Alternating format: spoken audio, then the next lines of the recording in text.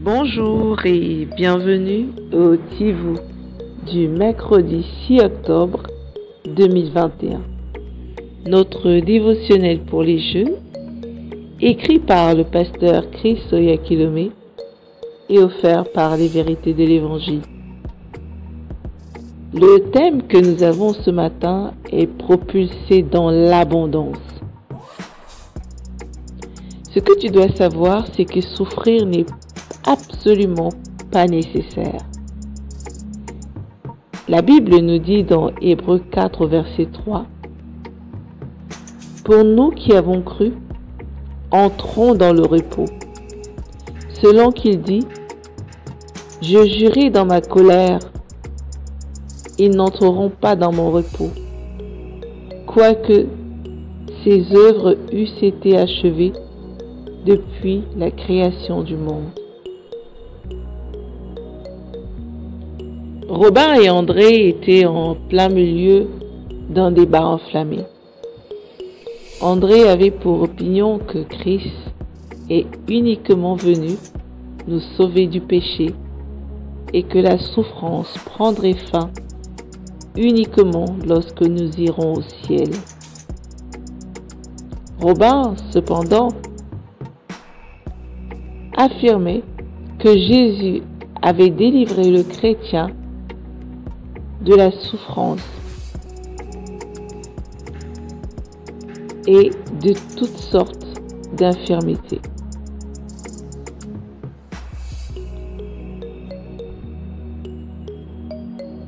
Il disait également qu'il l'avait propulsé dans une vie de succès, de victoire et d'abondance absolue. Éventuellement, il a pu convaincre André de cette vérité grâce aux Écritures. En effet, mon ami, malheureusement, des chrétiens comme André croient que la souffrance, la maladie, le manque, l'échec, la défaite, la mort, etc., que ce sont des réalités inévitables de la vie. La Bible, cependant, nous dit le contraire. Tout ce dont tu aurais jamais besoin pour une vie glorieuse et triomphante a déjà été fourni par Dieu. Les œuvres ont été achevées depuis la création du monde. Hébreux 13 au verset 4. Cela signifie que tu n'as pas besoin de lutter, car tout ce qui concerne ton succès, la santé et ta prospérité a été réglé. Tu es entré dans le repos de Dieu. Tu n'es pas appelé à subir la défaite. Sa divine puissance nous a délivrés et nous a donné tout ce qui est requis, tout ce qui peut être convenable à la vie et à la piété au moyen de la connaissance de celui qui nous a appelés par sa propre gloire et par sa vertu.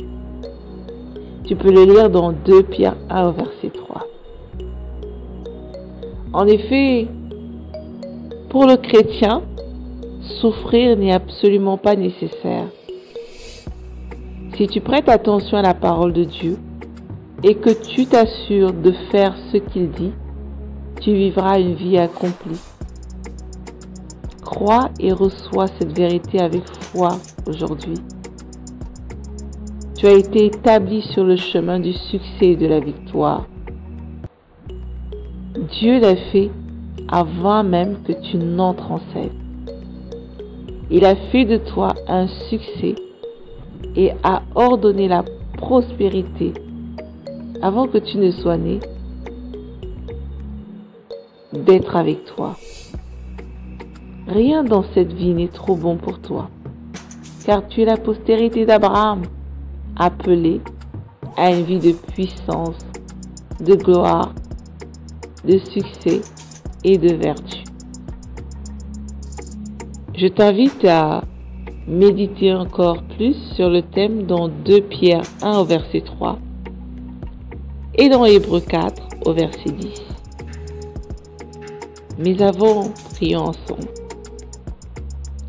Cher Père, je te loue et me réjouis en ta parole qui m'a fait réaliser les plans éternels de succès, de prospérité, de progrès et de victoire pour ma vie. Je suis reconnaissante que tu m'aies déjà ordonné pour une vie de victoire et de triomphe.